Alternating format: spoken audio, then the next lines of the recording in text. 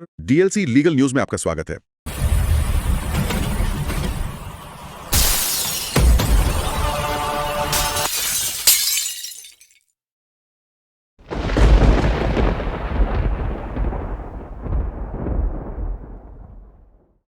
आज हम एक ऐसी कहानी की गहराई में उतर रहे हैं जहां सिनेमा का ग्लैमर, एक शहीद का सम्मान और देश की सुरक्षा सब आमने सामने है।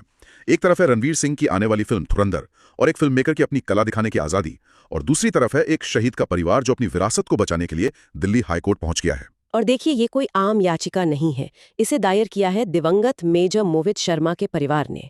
ओ, स्पेशल फोर्सेस के ऑफिसर, अशोक चक्र विजेता। हाँ बिल्कुल, एक बेहद सम्मानित स्पेशल फोर्सेस ऑफिसर। और उनका दावा बहुत सीधा और गंभीर है।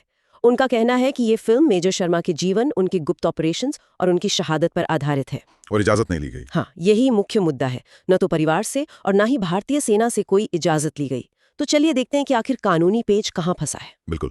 तो परिवार की जो दलीलें हैं, उनका कानूनी आधार क्या है? मतलब वो किस बुनियाद पर इस फिल्म को रोकना चाहते हैं? देखिए, उनकी याचिका बेसिकली 3 मजबूत स्तंभों पर टिकी है। पहला और सबसे दिलचस्प है व्यक्तित्व का अधिकार, राइट टू पर्सनालिटी। हाँ, राइट टू पर्सनैलिटी।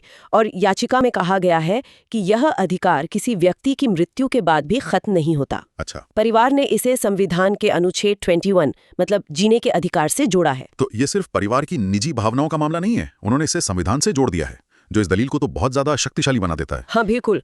और ये व्यक्तित्व का अधिकार वाला तर्क इसलिए भी अहम है क्योंकि भारत में ये कानून अभी भी विकसित हो रहा है। तो सही बात है। इसी से जुड़ा उनका एक नैतिक तर्क भी है, जिसमें याचिका की एक लाइन है जो दिल को छू जाती है। क्या? शहीद कोई व्यावसायिक वस्तु नहीं है।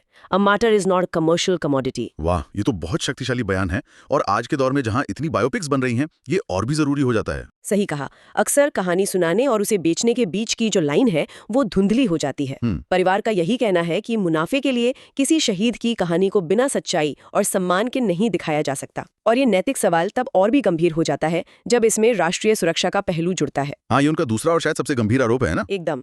परिवार का आरोप है कि फिल्म में कश्मीर में हुए गुप्त काउंटर टेररिज्म ऑपरेशंस, घुसपैठ रोकने की रणनीतियां और संवेदनशील सैन्य प्रक्रियाओं को दिखाया गया है। एक मिनट, क्या इसका मतलब है कि फिल्म में ऐसी जानकारी हो सकती है जो पब्लिक डोमेन में नहीं होनी चाहिए? बिल्कुल, यही तो परिवार की सबसे बड़ी चिंता है। इससे तो हमारी सेना की असली रणनीतियों के लीक होने का भी खतरा हो सकता है। यही बात है, और इसीलिए ADGPI मतलब additional directorate general of public information से अनुमति लेना जरूरी था। ये सेना की वो संस्था है जो फिल्मों में सेना के चित्रण को देखती है। हाँ, वो ये सुनिश्चित करती है कि कोई भी संवेदनशील जानकारी बाहर न जाए, और याचिका के अनुसार फिल्म निर्माताओं ने यह अनुमति नहीं ली। तो इस मामले में कटघरे में कौन कौन है? जाहिर है फिल्म बनाने वाले तो होंगे ही।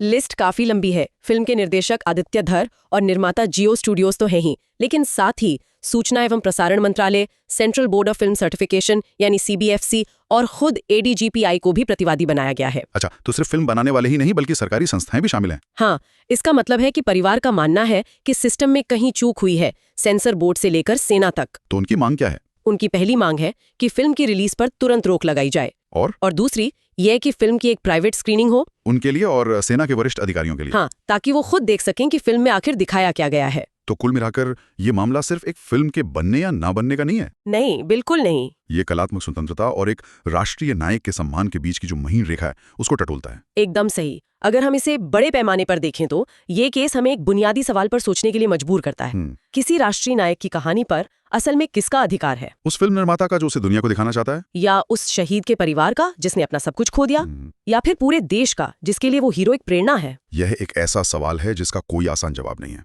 और दिल्ली हाईकोर्ट का जो भी फैसला होगा वो भविष्य में ऐसी कई कहानियों का रास्ता तय करेगा। ये वो विचार है जिस पर हम सबको सोचना चाहिए।